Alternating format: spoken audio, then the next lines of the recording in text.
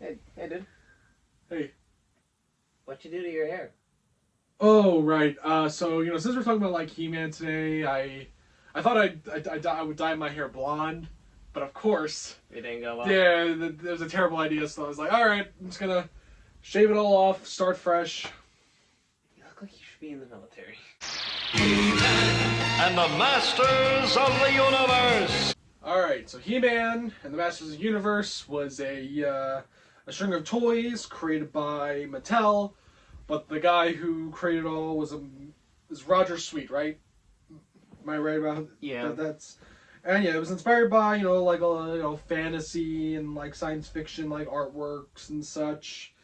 And I always thought that like this was the official story, but I think it's just a rumor or legend that like He-Man was like the toys were supposed to be like Conan the Barbarian toys to tie into the movie in 1982. But I think Mattel like backed out of the deal because like if you've seen the first Conan the Barbarian, it's a very violent movie, and so they're like, no, we don't want to make toys of this, even though there'd be a bunch of other violent movies that would get toys for children made after. But like I mean, you can kind of see it. They're both buff. It's just He-Man was dyed blonde. Yeah. And there's more of like there's kind of more of a science fiction element to He-Man, but it's like a mix of it's a mix of both, kind of like Star Wars. And the toys came with comics, right? Like in the package, or just I don't remember if they came with comics. that's what I've heard. I didn't grow up with He-Man toys, so I can't tell you. Yeah, neither did I. But so with the toys, there of course was the TV show by Filmation. I think they're behind the original Shazam show. What Shazam show? The Shazam. Shazam had a live action TV series. He did?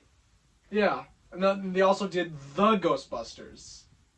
The real Ghostbusters? No, The Ghostbusters. We're the Ghostbusters. I'm Spencer. He's Tracy. I'm Kong. We're the Ghostbusters. We're clever, courageous, and strong. Can't you tell I don't know what he's talking about?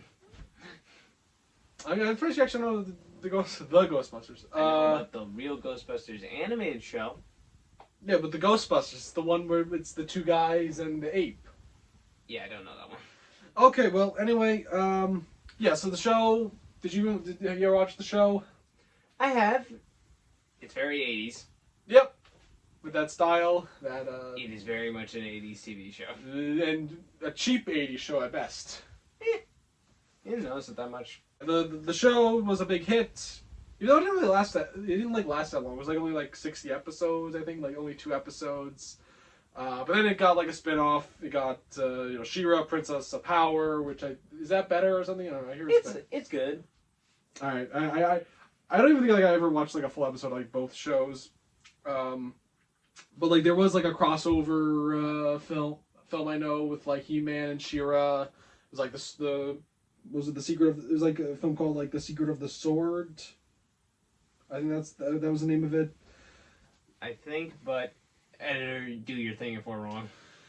But of course, with the show being a hit, He-Man being a hit, there would then be a movie, big... Well, oh God, I can't even... Dare I even say big? Anyway, there would be a live-action He-Man film in 1987, produced by notorious independent film company Cannon Films, when they were by that golden 80s period when they were under the two Israeli cousins of Yoram Globus and Menachem Golan.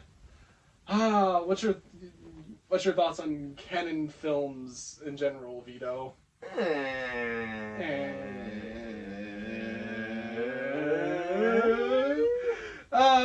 It was something in the 80s that happened. These two producers, these two foreigners just came into Hollywood, and they bought up this small independent studio, because that's what Canon was in the 70s, and then they took it and then they just made schlock. But Masters of the Universe was one of their few attempts to make like big blockbusters. But just the story of canon in general, or just Golden Globus. Look, fuck all of these like music biopics. I'm sick of them. We need more movies that are like more biopics about like in the film industry. Like, we need a Menachem Golden Globus movie. We got the documentary, which is great. You ever watch the documentary? No. Electric Boogaloo? Not really a huge fan of documentaries.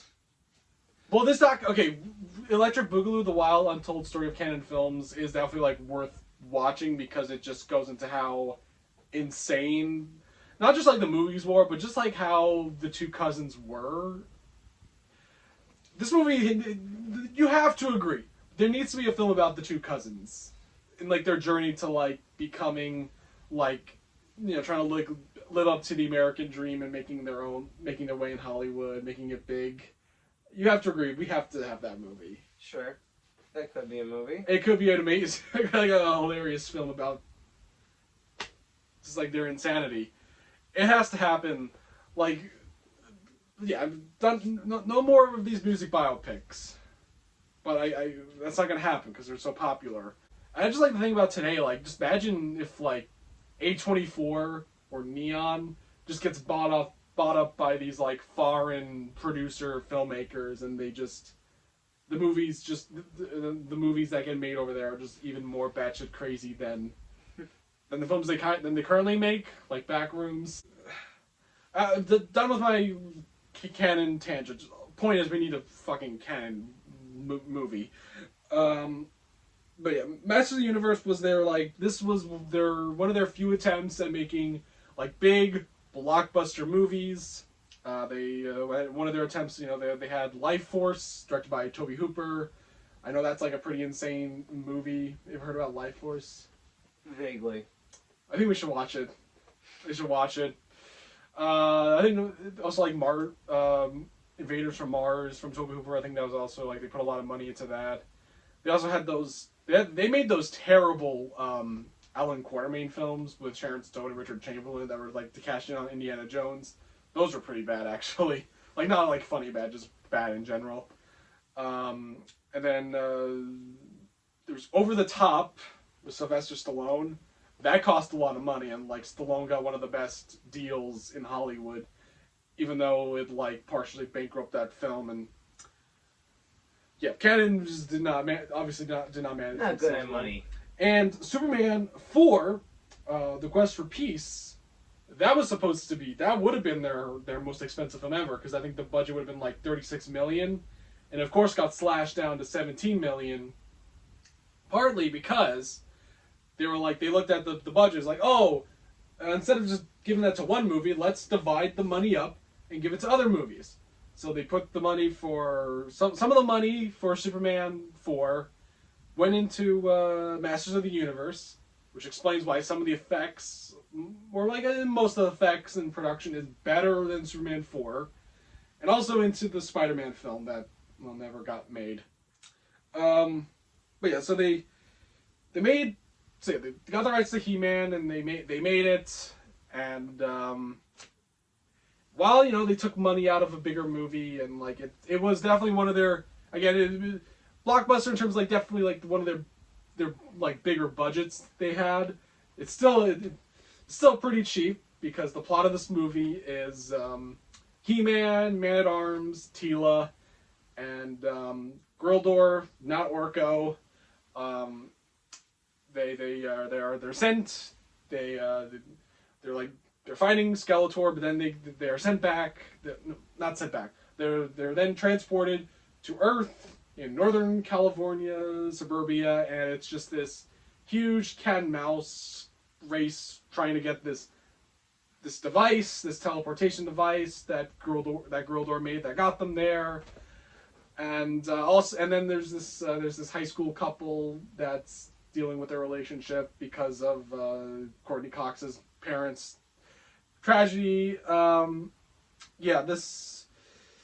I heard somewhere that this movie was like, it was the movie was so cheap though, like it would have just taken place on Earth and you would never seen Eternia in general.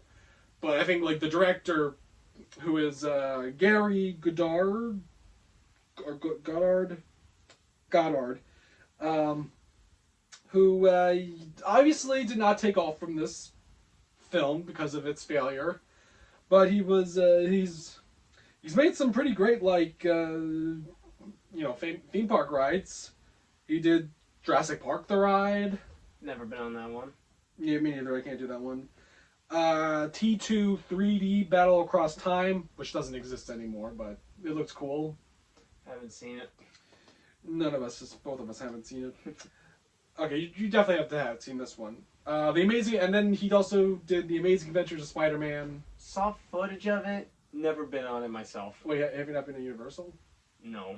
Oh. Well, The Amazing Adventures of Spider-Man is a pretty great ride, and he did well.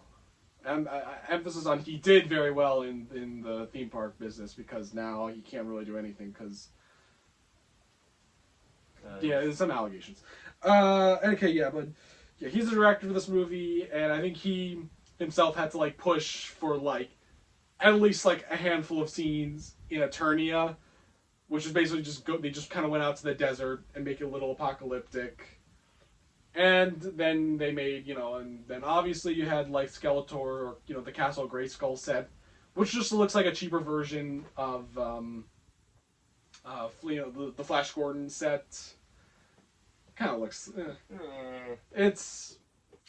I mean, I like it, but we'll get to that later. But yeah, so this movie, that's kind of why people don't like it. It doesn't take place in Eternia. The whole film, it's mostly on Earth. It's not even really an interesting part of Earth. It's just a suburbia, and there's not a lot of human extras in it. I gotta say that lightly, because there are technically extras as the foot soldiers. But anyway, the cast for this movie, they got Dolph Lundgren to play He-Man, and this is he did this after he was Ivan Drago in Rocky IV. This was after? I thought it was before. No, this is after. I got my dates mixed up then. Okay, well, he plays a character with a lot of lines, and then goes to playing a character with very few lines. I mixed up the years, that's all, man. Well, Rocky IV is what introduced us to Dolph, the Swedish, tall, the Swedish guy that we all know and love. And, actually the same year he was in Rocky IV, he was also in Vito, the last Roger Moore James Bond film. So that's right, Dolph Lundgren is in a James Bond film. He's not very great in this movie. You can tell that he was, he didn't really know the language of English that well, I think. Or he was still trying to speak a little fluently. They definitely wanted him to speak a little, I think they wanted him to sound more American. It didn't sound good. Nope. I felt a little stupid doing it. Sylvester Stallone showed up, and he pointed up to Dolph. He goes, "You gave that guy lines?" This is our fight. I don't want innocent people to die. Allegedly, I think He-Man was supposed to be dubbed. Was he? Yeah, I think I don't know if it was true or not, but I think it was going to be dubbed. But then I think the money they couldn't afford someone to dub. I don't know how much money that would be to just get someone to redub an actor, but You got around studio space. yeah, I know. Yeah, I know all that stuff. But I do mention that I want to bring this up. I did recently watch. Did you know Canon made these two Hercules films, Lou Ferrigno? How bad were they? You ever see the clip of Lou Ferrigno as Hercules throwing a bear into space? No. Okay. Well, yeah. So they made these. It was a co-production with an Italian company, and they got Lou Ferrigno to play Hercules, and they dubbed over Lou Ferrigno because I guess they just didn't have the confidence in him to act with his regular voice. Jeez. Thank you, Sorceress. You've been a great help to me. Now our roads must part. I'm coming to Thera with you. How's that? You can't be concerned about Cassiopeia's safety. You're right, I'm not. But I am concerned for yours, Hercules. Are you absolutely sure you want to come? You'll find me very useful. Even your great strength won't mean much against Minos and Ariana.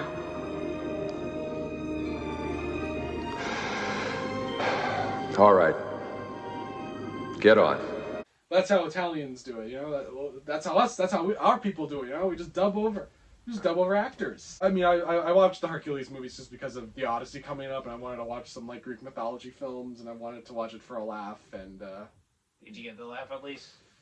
oh, the first one's kind of fun. It's got Sybil Danning and Lou Ferrigno, but the second one's just kind of like way cheaper for some reason. But I shouldn't.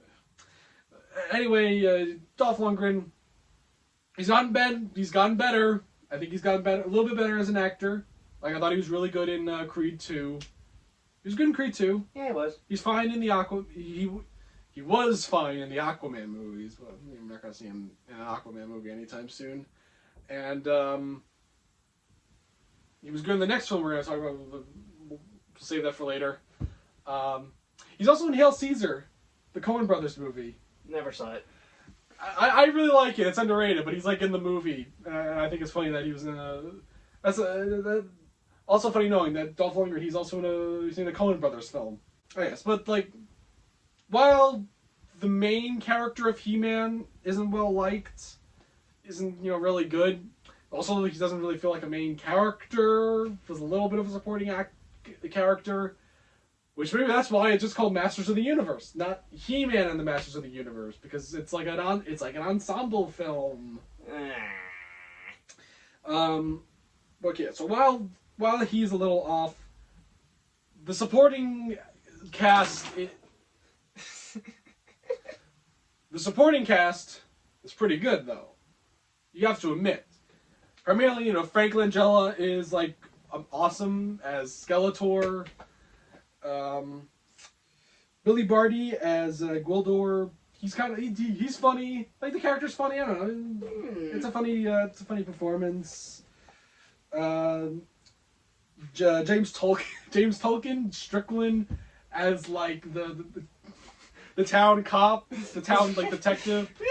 All right, come on. Lubick's kind of awesome. He kind of rocks. He's my favorite character of the movie. It's stupid.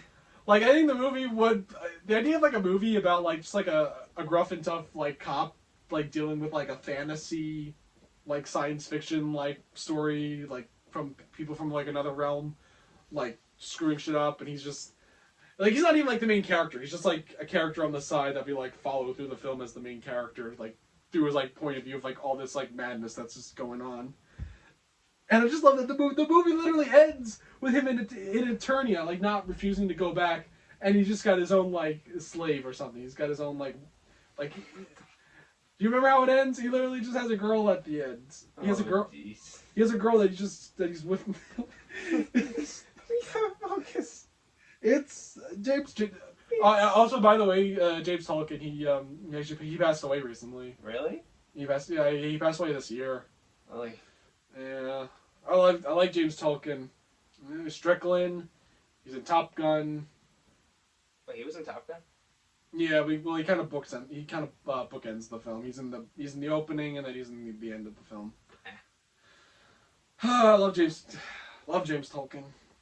But yeah, I like his character, and then also Meg Foster's pretty great as Eva Lynn. We'll get to the Evil One in the next one, but I really like Meg Foster though in this movie. Meg Foster, who's the following year she was in a better movie called They Live by John Carpenter. It was a pretty good movie. You haven't seen They Live? I like They Live. Yeah, They Live's good. And I also know her. From the 1980 Sleepy Hollow TV movie starring Jeff Goldblum as Ichabod Crane, and she was Katrina Van Tassel. Never saw it. Yeah, I did see it. I'm one of the few people who have seen it, and I like it. Also, we gotta mention Pig Boy. The best character in the movie, Pig Boy. I mean, that story's kind of awesome that, like, this kid won a contest to be in the film. And then, They really held a contest? yeah, so I forgot what the contest really was, but it was like, He-Man fans, and he won. And when they were filming the movie, they just happened to be done with all the Earth sequences, and so they were like, all right, let's just put him in a weird alien getup and put him in the Eternia scenes. And his role in the movie is literally some guy, he's just some servant of Skeletor that holds a staff, and then Skeletor takes it. I mean, like, that's kind of cool. It is kind of cool. Yeah. And then, like, the last actor to kind of mention is then Courtney Cox. Again, who's kind of the main character of this film. She's kind of the main character. Jeez. Don't you agree? Yeah, she gets a little too much screen time. Yeah, more than He-Man. How do you think of her performance? I'm a little mixed on it. I mean, she was starting out. She gets better. I mean, like, the Scream movies were about, like, 9 years away from doing Scream. And then she did Friends after Scream. Oh, no, Friends was before Scream. I thought Friends was after Scream. Oh, no, Friends. She had to be in Friends so she could be popular enough to be in Scream, Jeez, am I just this bad in remembering dates? I mean, it's just, I don't know, she's not terrible, but, like, we're kind of might be jumping ahead a little bit. I just love how the movie just seems like it's about a girl kind of like trying to overcome her grief of her parents.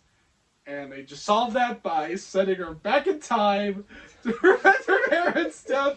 That's just how it ends. It's just like... What even is this movie? It's a great... it's a great movie. Look. The director, well, yes, I don't really like him for some stuff he probably is alleged for. He definitely, like, really wanted to make a movie or, like, make a fun adventure movie. I was trying everything I could to try and make this not look, feel, sound like a canon movie. And honestly, like, out of the canon movies, like, this is definitely, like, the most watchable film. Despite its, like, it definitely feels cheap, though. Like, what I was saying before, because there's just, like, no extras. Like, you don't get a lot of, like, big shots. It's just, like, regular civilian extras. Like, I think, like, the prom scene, like, it's not even a prom scene, because the prom doesn't even start. It's just, like, an abandoned gym that Courtney Cox is in. And then the bad guys come in and just start blowing it up. Like, it felt like there was supposed to be, like, these, like... movie. No, like, these teenage, like, actors or something, like, they're supposed to be, like the seniors, like, dancing in the gym, but then, like, they just couldn't afford it, but they did burn, I think they apparently burned the school down, or, not the school, but at least, like, the gym, like, I think that fire, like, got out of hands. Oh, jeez. And I think I heard a bunch of windows, like, all, like, smashed, or, like, cracked during, like, the scene when, like, down, like, the main street. I think something happened there. This movie definitely had a crazy production, especially towards the end with the ending, but like, but back to my saying, though, like, how the movie's definitely cheap in that sense, which is, like, there's not many, like, actors. But, like, the scene that just felt like the cheapest is just, like, the scene in the house. Like, that just, I don't know, the way it was just even shot, it just feels like a weird, like, horror, low budget. Like, the movie felt really low budget in that scene. Also, like, it's not Beastman. Who's the character with, like, who's the creature with the long white hair? What was that? Long white hair. Fuck, I forgot his name. But, like this guy right here that I'm showing you, like, yeah, the mouth, or I don't know if it was a mask or, like, prosthetics, but it must have been a mask because, like, the lips or something about it just, like, does not, like, sync with, like, what they're saying. It's like a poor effect, but, like, I still like the effort that they put into, like, the makeup effects on, like, the bad guys and such, even if it's not perfect. Like, there's definitely, like, a fun, like, I mean, it's a popcorn movie, really. It's and it's got, like, a lot of just fun, like, popcorn film elements. It's a fun, like... It's a popcorn movie that's pretty much what it is at this point. Yeah, I mean, people have embraced it, including the makers of the new He-Man, but we'll get to that. I'm just trying to think of like other stuff to just add. Bill Conti's score slaps. You know what I'm talking about, right? The guy who composed Rocky. Yes. I like Bill Conti. Like, I gotta check again because he's still alive. I mean, he's old now, but like, he still composes. But it's like, if you check his like, if you look on here, like he's composing these like TV shows that are like these like Latin American shows. He's very much more active in the international scene nowadays. Oh, he did additional music for The Godfather 2, the video game. Oh yeah, there was a big game for The Godfather 2. Oh, he was like the musical director for the 80th Annual Academy Awards. But yeah, it kind of sucks that Bill Conti, no one's really hiring him. I mean, John Williams, he's still kind of composing music, and he's pretty old, but no one's hiring Bill Conti, but, whatever. But Bill Conti's score is pretty good in this. I would maybe say this is my third favorite score of his. Obviously Rocky, then Karate Kid, and then this. It's a good score. Oh, the Twizzler lip. Oh yeah. Well,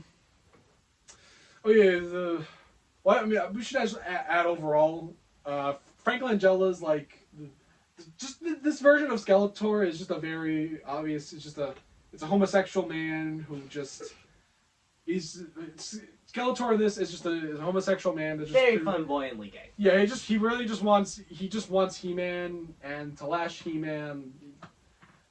He likes He-Man. It's just very obvious. There's definitely there's a very obvious queer subtext right there. And also it stars James Tolkien from Top Gun. Top Gun has its queer subtext in there too. Also, by the way, Happy Pride Month. Yeah, Happy Pride Month. Happy Pride Month, guys. Yeah, Happy Pride Month. That scene is the Twizzler scene. The scene where the Courtney Cox's boyfriend puts Burger King in the sink for some reason. He put Burger King in the sink? They didn't even have the common decency to put it in the trash? This is not... Again, strange movie. I'm trying to think of other stuff what else should I mention? But no, it's a movie where like the main character isn't played by such a great actor. But like everything, I think most of the cast around him, they're pretty good. Like even the guy that plays Man at Arms, he's decent. The actress that's playing Tila, his daughter, she's tolerable. I'll just leave it at that. She's tolerable. And then, but yeah, Dolph Lundgren just wasn't there. Oh, yeah, also the pink Cadillac. The pink Cadillac. It's not in the movie that much. To like the point where it's annoying. It's a pink Cadillac. I know, but it's not in the movie that much. It's not that bad. But overall, it's fun 80s 80s adventure film by the Cannon Films. We have to talk about more Cannon Films someday. All right, but anyway, this movie it's obviously it bombed. It made $17.3 million off of a $22 million budget. I think it's mostly because like He-Man was just not popular at this point. Like it was 4 years. It was like 4 or 5 years like after the toy line itself started, and like because like He-Man was kind of like the start of like the cartoons trying to sell toys. Am I kind of right? Pretty much, you're right about that. I mean, like all cartoons definitely have like a motive to sell toys, but like I think the 80s was like the first time like it was like the advent of it. Yeah, He-Man's kind of like the start, but then like after He-Man, well like as the 80s goes on after He-Man, like then you have like Transformers, G.I. Joe, Ninja Turtles. Ninja Turtles came out the very same year. You got the real Ghostbusters. So like He-Man was kind of like done, which is kind of funny because like out of all of the shows that you could have adapted at that point, He-Man I think had the most potential to work because like the effects for Transformers wasn't there. And Ninja Turtles, Ninja Turtles did work, but that was like a little bit later. But yeah, the movie, but the whole point is this movie was a little too late. And also I think the word of mouth, and I think it being canon just like, It didn't work out.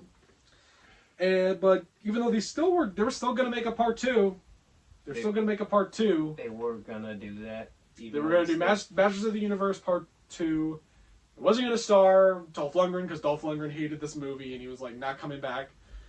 They didn't care because it's He-Man. Dolph Lundgren's not really gonna sell He-Man. He-Man's gonna sell He-Man. And I think it was gonna be like a surfer called Laird Hamilton.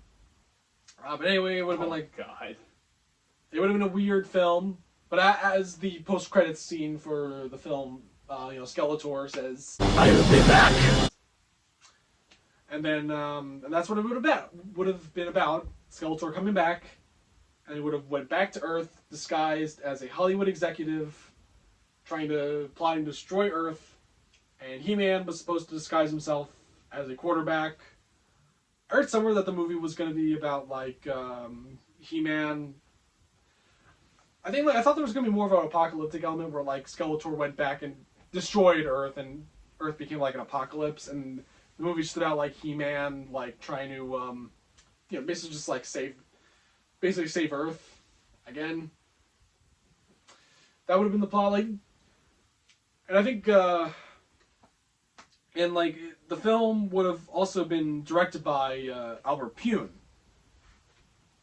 Albert Pune, the director of the 1990 Captain America. Ah. And he was also supposed to do the Spider-Man film, the canon Spider-Man film that never happened. Oh Lord.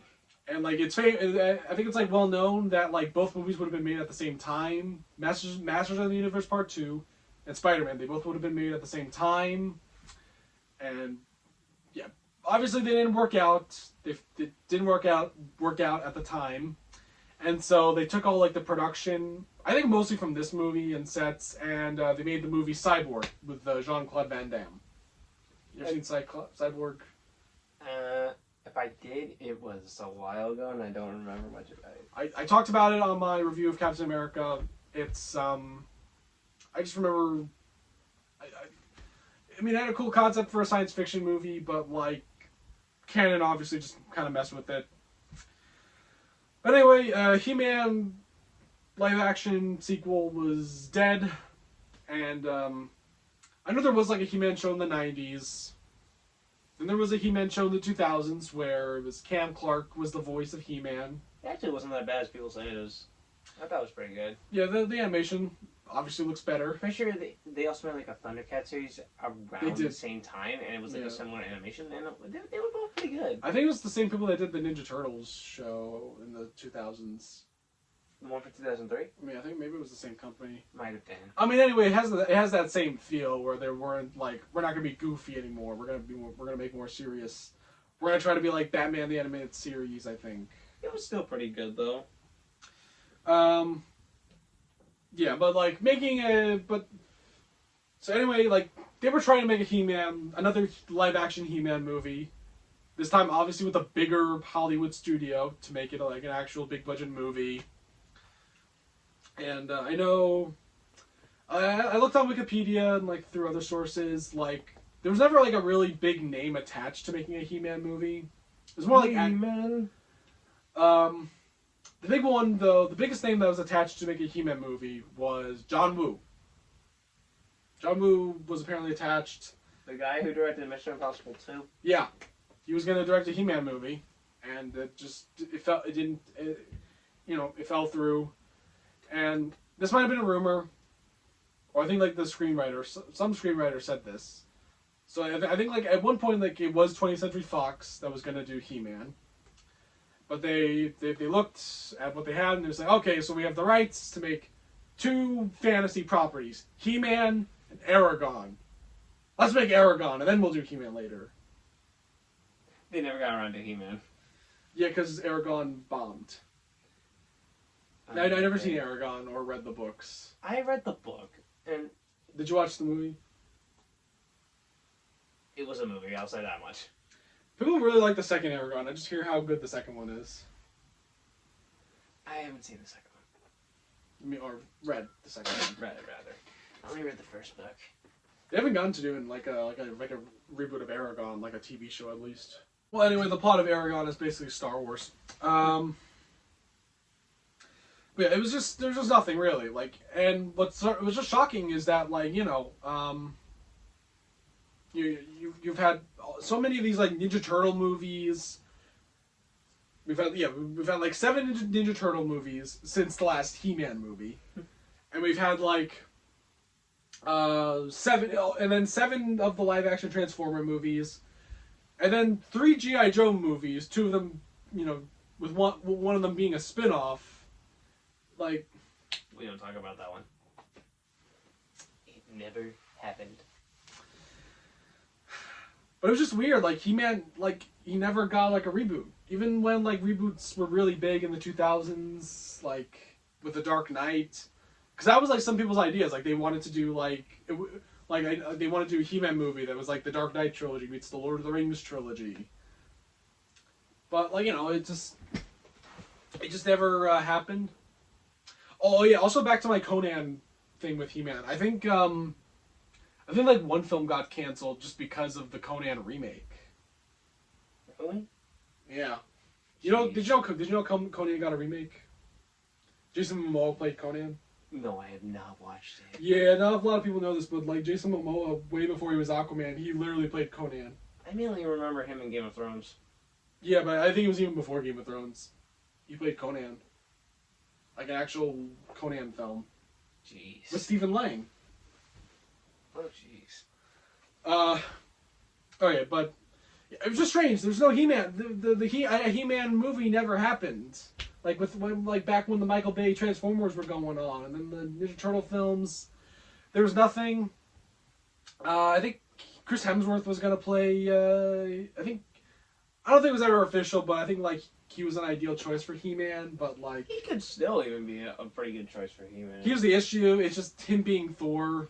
People are just gonna think of it as Thor, or like I think.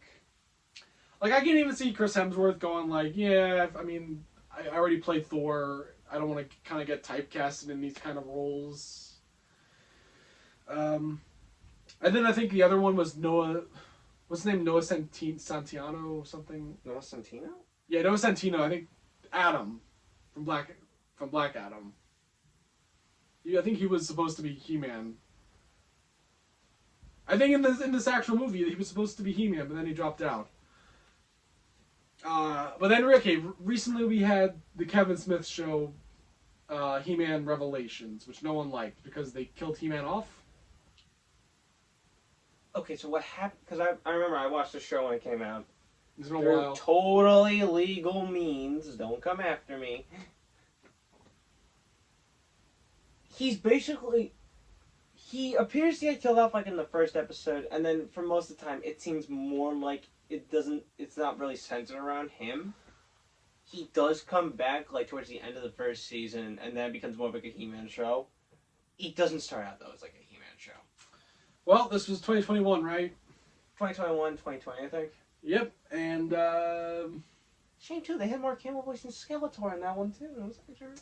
Well, it was 2021. It's very obvious why He-Man wasn't in it a lot. Just gonna leave it at that.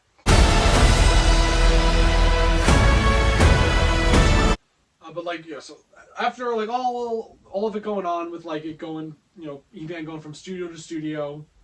I know at one point it was at Sony, and I think through the Sony leaks they found out that like there was plans for a He-Man versus Barbie movie. Thankfully, that never happened. Why would that even be a thing? I don't know. Thankfully, that never happened, and also the Amy Schumer Barbie movie. Thank God that never happened as well. Well, Amy Schumer's just not funny. And not attractive like Margot Robbie. But I don't think that really should matter in this case. It's more of just, she's not funny. We'll leave it at that.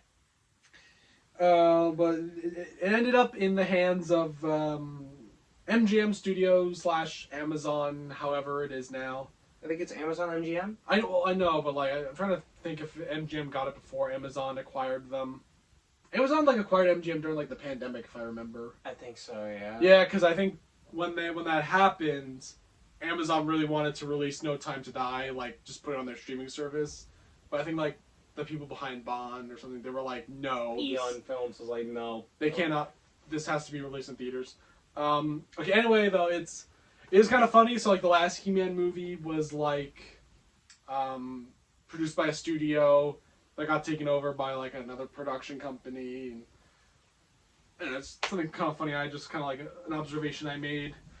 But, yeah, they were the people that have made the new He-Man movie. They put all their money into it.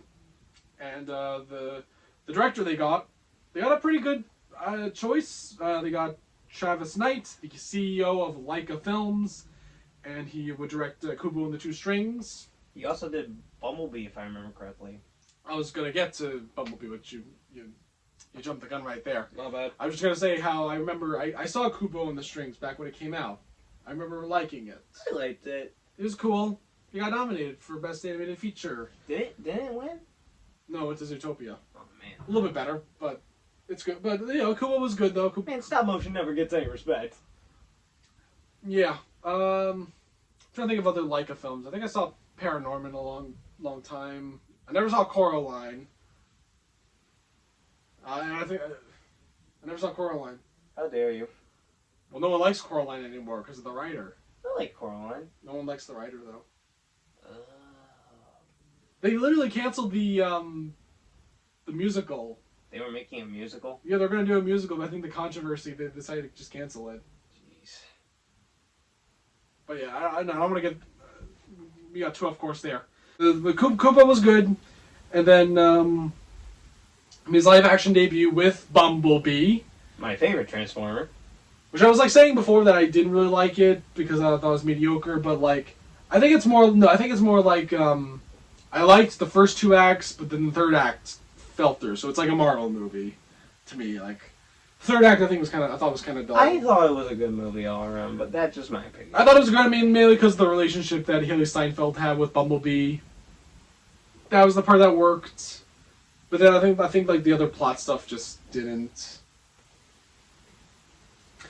I'm also just confused. Like, did it connect to the Rise of the Beast film or no? I think it did. I want to say it did.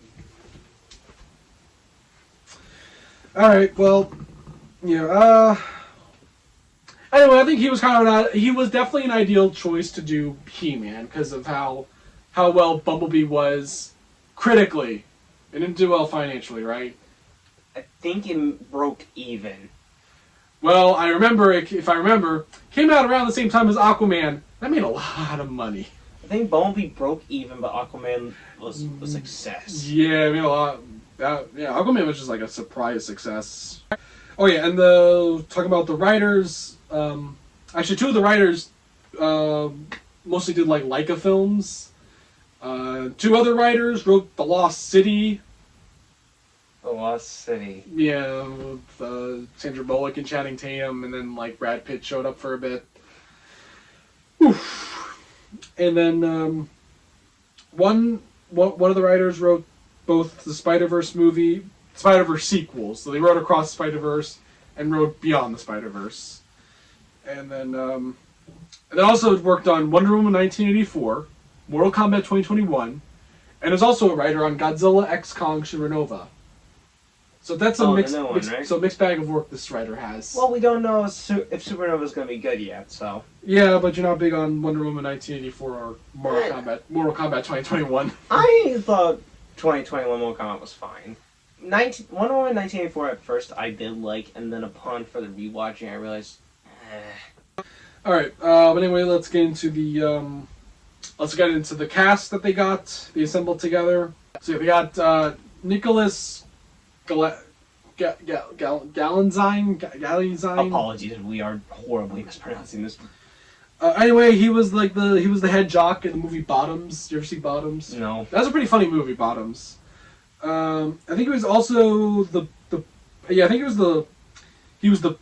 he was Prince Adams in this, but he was Prince Robert in Cinderella. Remember Cinderella from 2021? Nope. Went to Amazon. I think I remember seeing trailers for it and just being really confused. The Fairy Godmother was a man, baby. I really don't care. Oh, also he's in The Sheep Detective. Oh, he's in that? Yeah. I didn't see it. But he's good though. He's good as He-Man. Yeah. I thought he was actually really good. At first, I thought I was gonna hate it, his performance, but I actually also did end up really enjoying it. He feels like he does embody the character of He-Man. We'll talk a little bit later, but then Camila Mendes plays Tila, the possible love interest, and she's been in a few stuff. Palm Springs, I think she's in that. And she was also in Do Revenge with Maya Hawke. Yeah, she was good as Tila.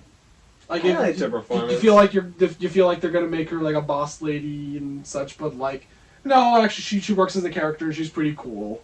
Idris Elba plays the Man-at-Arms. I thought he was fun. He was fun in the movie. He's funny. He's got some really funny scenes. I liked his take of the character of Man-at-Arms. Alison Brie as Eva Lynn. I kind of liked Meg Foster a little bit more, but she was good. I think they're both good portrayals. I can't really just pick one over the other, though. Yeah. Marina Baccarin.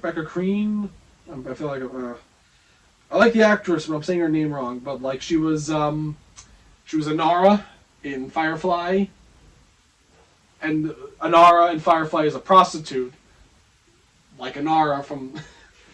I thought that was kind of weird when that movie came out. I thought it was weird that like the character is called Anara and she's a prostitute as well. That was a weird coincidence. It was weird. But she was good on Firefly. I liked her character. And she's also in the Deadpool movies. Oh yeah, she was in Deadpool. Yeah. Kristen Wiig plays Roboto. Was that character in the show? I don't remember. All right. It's been a hot minute since I watched He-Man.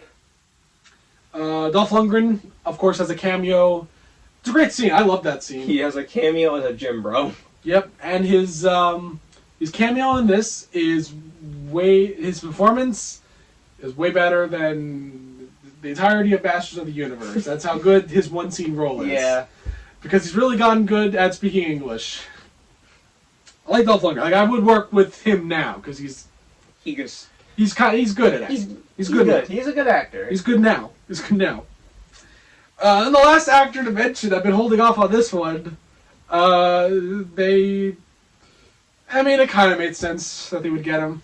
I don't know. Jared Leto as Skeletor. Before we actually do talk about Jared Leto in this, what do you think if it was? How would you feel if it was actually like an actor? I thought Alan Tudyk. Alan Tudyk. That could maybe work. Like he's kind of got because he's got the voice, but he's also like he's got the shape. Like he's kind of like built. Like he could kind of play like a menacing guy. Like the way he's I also think though Alan Cumming would also be a pretty good option. Alan Cumming.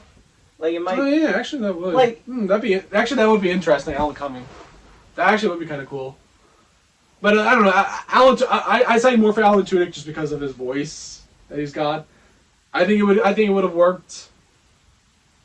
I'm imagining it. Yeah, you might be right about that.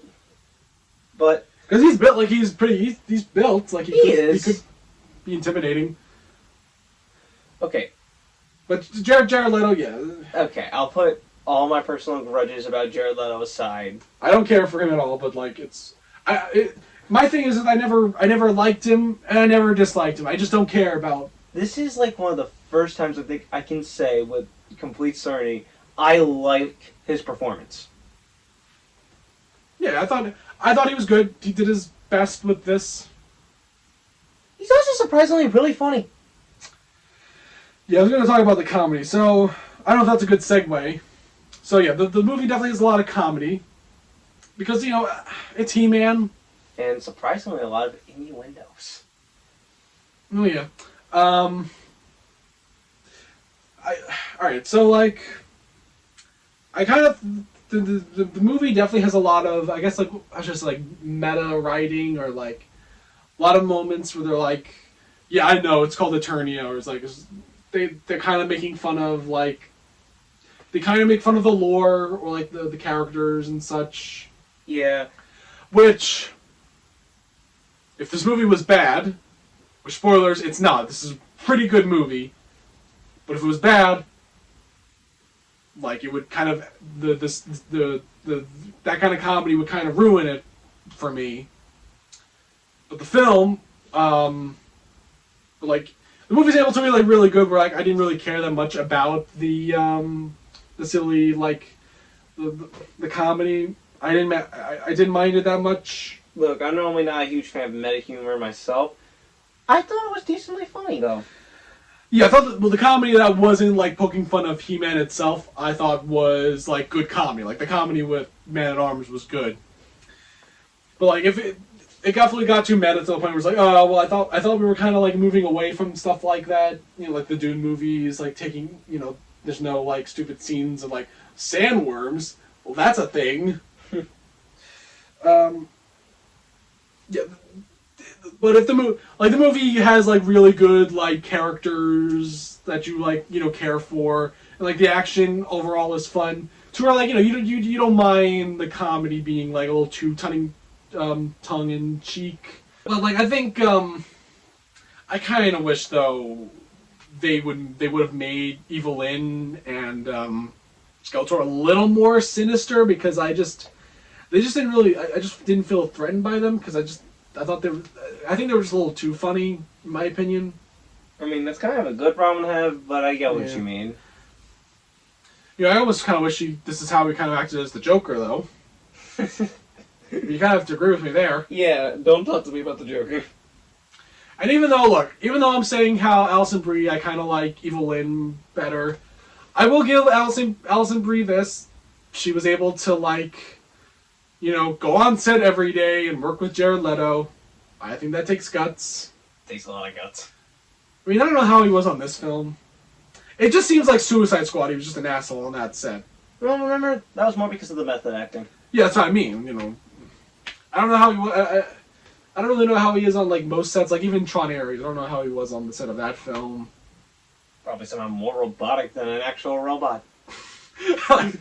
Yeah, that's actually kind of funnier if, like, Jared Leto's just like on set of like Tron Ares, and his form of method acting is just that he just acts lifeless around everyone on set. I bet you that's actually what happened when he was on Tron, but we are getting off topic. That'd be so funny.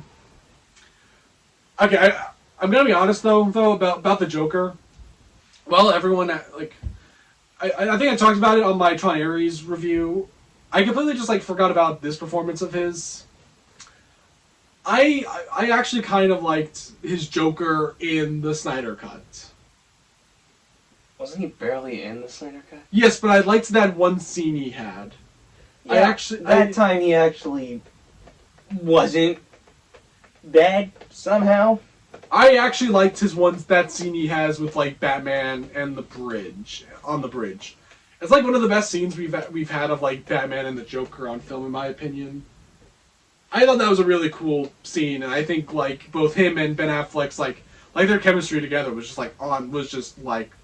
on the spot, like great, like, you know, back and forth together. Yeah, I will give Jared Leto that. Like that was like a really good performance. I wish he would have put the same effort that he put into that one scene in most of his movies.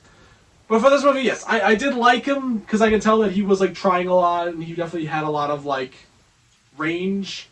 But I kind of wanted Skeletor to be a little more sinister and evil, and maybe that's because I'm just so used to the '87 film, where like they're not so comical. They're kind of treated like a real threat. You know? Yeah. And if you thought they couldn't get even less gay with this. But yeah, I love this movie though. You love this movie too, right? Yeah, I thought it was really good. This is definitely my second favorite Amazon MGM science fiction film of the year, next to Project Hail Mary.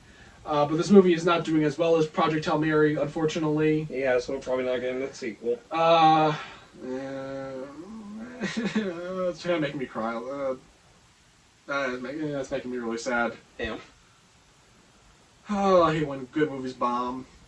Like when Furiosa bombed. And when Transformers 1 bombed. No, Furiosa bombed to the point where I think the next Mad Max film is now going to be a TV show.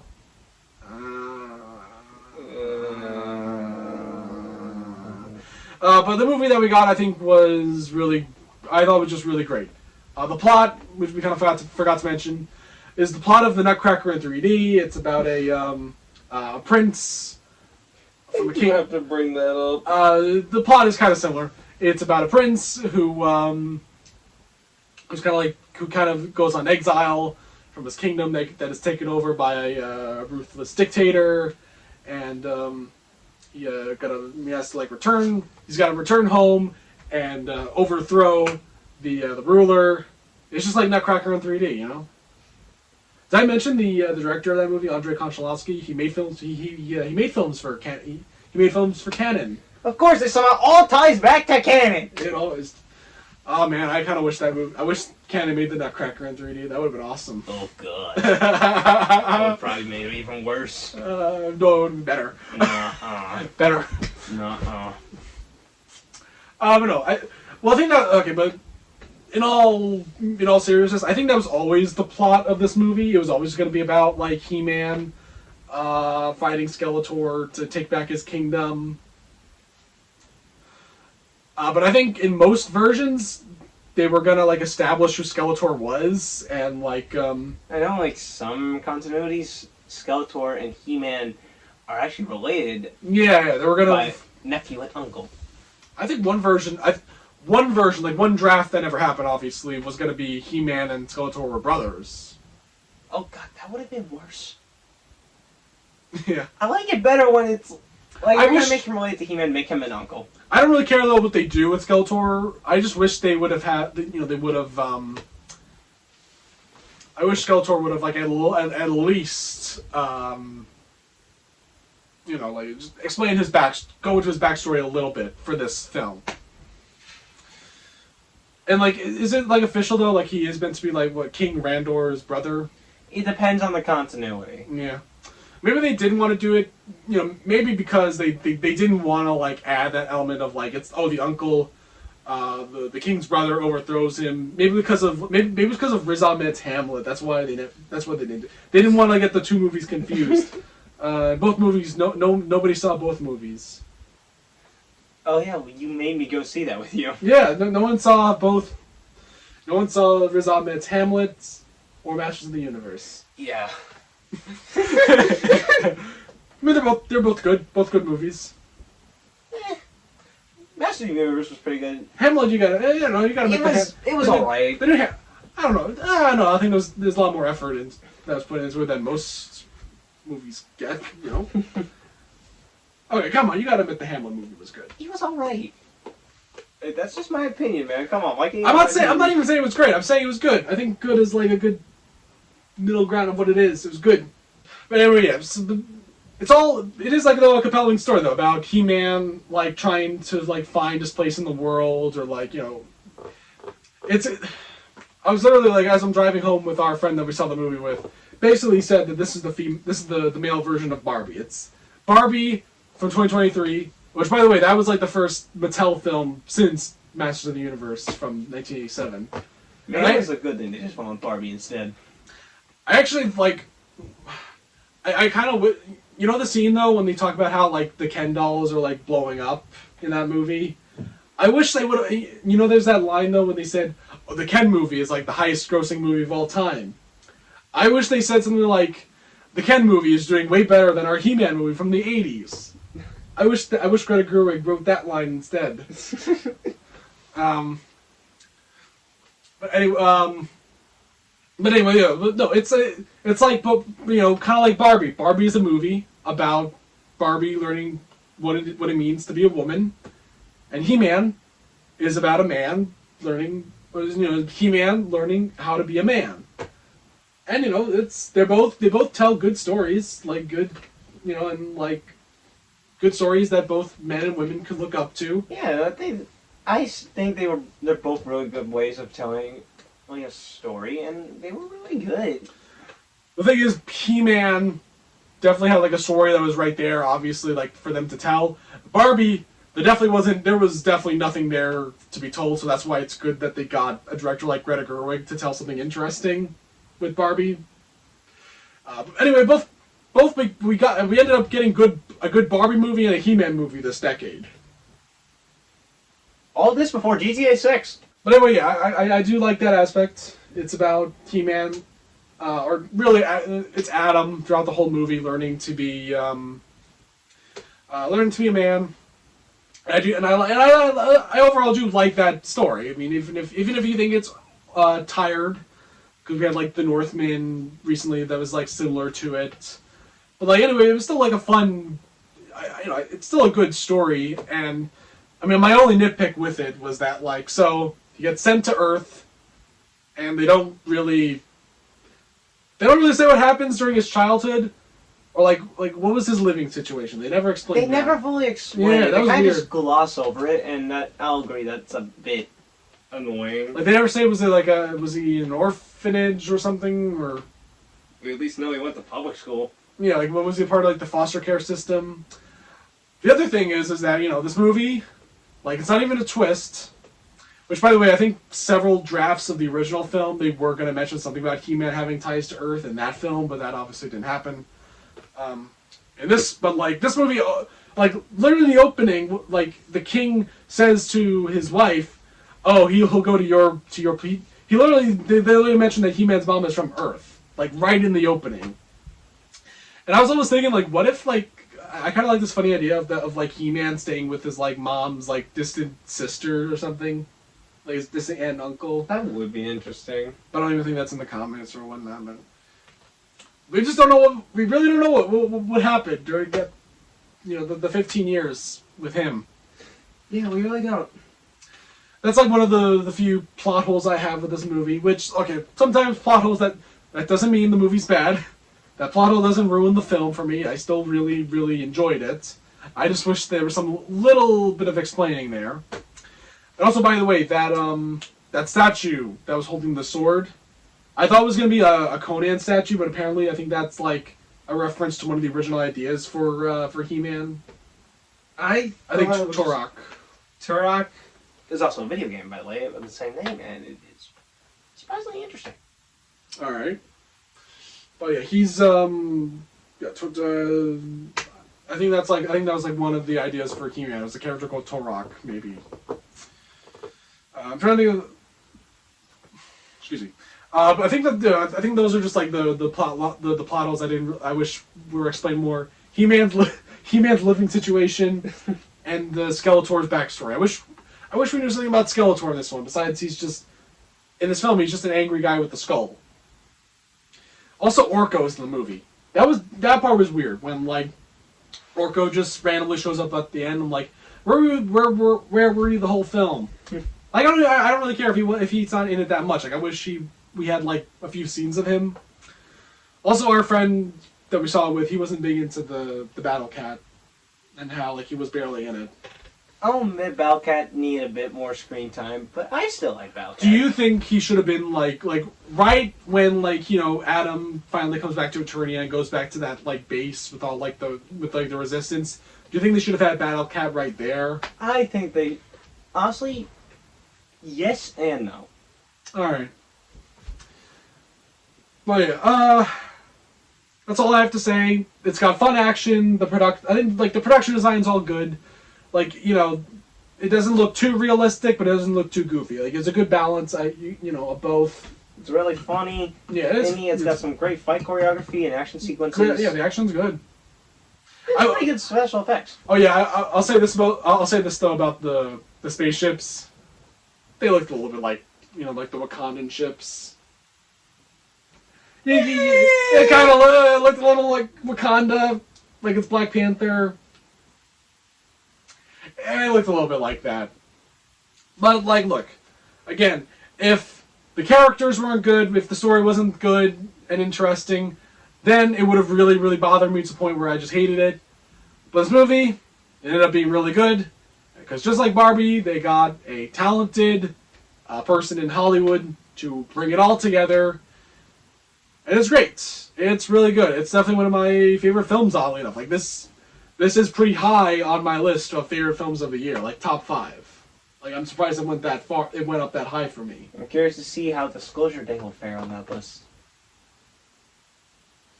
It's not beating Project Hail Mary. I'm just curious to see how it's going to fare on that list. I was supposed to do a review of Star Wars: The Mandalorian with a friend. That never really happened. And I was gonna just say though, like, Project Hail Mary is still like the best science fiction film of the year that everyone should really go and see. But I still recommend Mandalorian and Masters of the Universe. Yes, I did kind of actually like Mandalorian a little bit, but Project Hail Mary is still fucking amazing. I love Project Hail Mary. Yeah, because we saw that together, and that Hail Mary did also make me very much cry. Yeah. We're not gay. We gotta make that straight. How is crying gay? No, because we go to movies a lot. We need to make. I have a girlfriend. We're not a couple. Yeah, from Ohio, not Canada. Just to be clear. All right, but anyway, guys, thank you for watching this video. Let us know your thoughts on He-Man. Did you like this new one, or maybe you just like the 1987 film? I can definitely safely say, like, this isn't even like Super Mario Brothers, where I could say, oh, I prefer the 1993 movie more than the new ones. No, I kind of like them both equally for their different, their differences. But I will say this is like the best He-Man movie and such. Is the best, and it had more of a budget. Yeah, but more of a budget. Well, it somehow made me actually like Jared Leto's performance. I still can't believe I'm saying that. But go see the movie so we can get a second one already. Please! Please. Alright? So thank you for watching. We'll see you next time for Supergirl. Excuse me? We're going to do we're going to talk about both the Supergirls. Alright?